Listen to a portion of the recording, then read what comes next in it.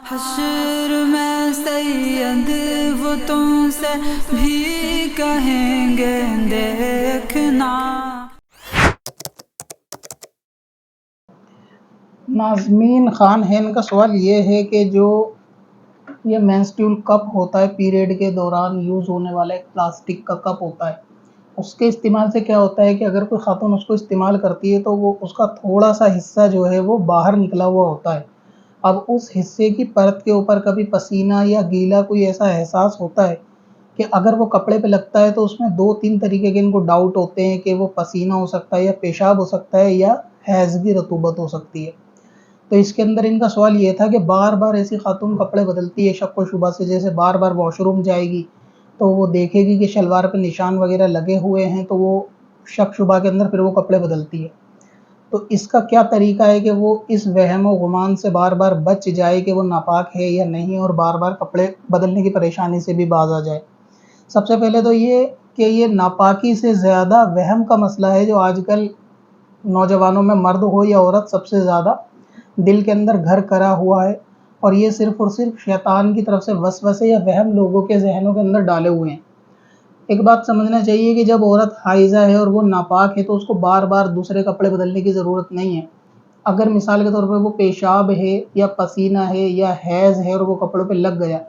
تو عورت جب فائنلی غسل کرے گی، غسل کرنے کے بعد دوسرے کپڑے پہنے گی تو وہ اسی ٹائم کپڑے بدل سکتی ہے۔ ان دنوں میں اگر وہ اس طریقے کے پیشاب والے یا گندے میلے کپڑے پہنے ہوئے ہیں تو بھی اس میں کوئی خرابی نہیں۔ دوسری چیز یہ ہے کہ جب تک اس کے پیشاب ہونے کا اس کو یقین نہ ہو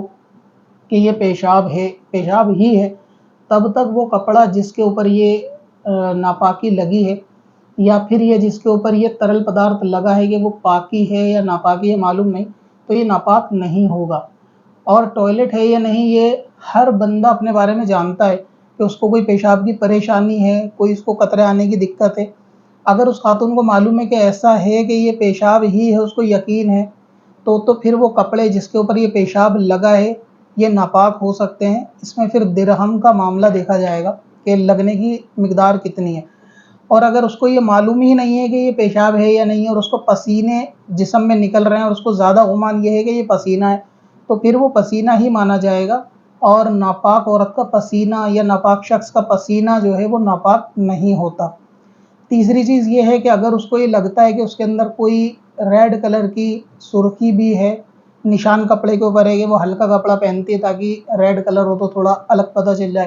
پھر تو واضح ہے کہ وہ حیض کے اندر مکس ہونے کے بعد خون میں کیسی بھی رطوبت ہو، چاہے پیشاب ہو یا پسینہ، اگر خون میں مکس ہو گیا تو وہ ناپاک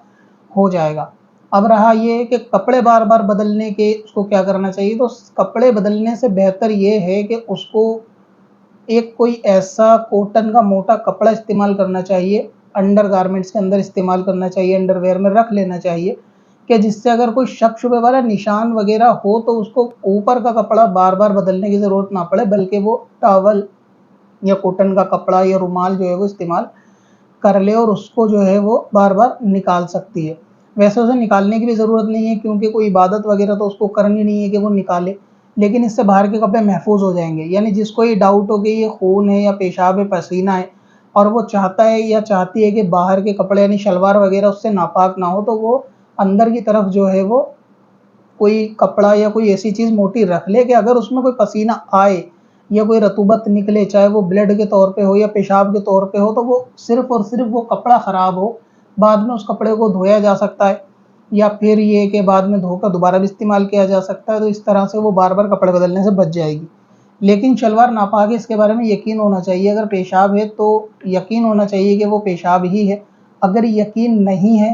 تو پھر پسینہ ہے، پسینے کا غالب گمان ہے تو پھر وہ پسینہ ہے لیکن اس سے ناپاک نہیں ہوں گے۔ چل تجھے بھی بخشوا دوں، تیری باری آ گئی۔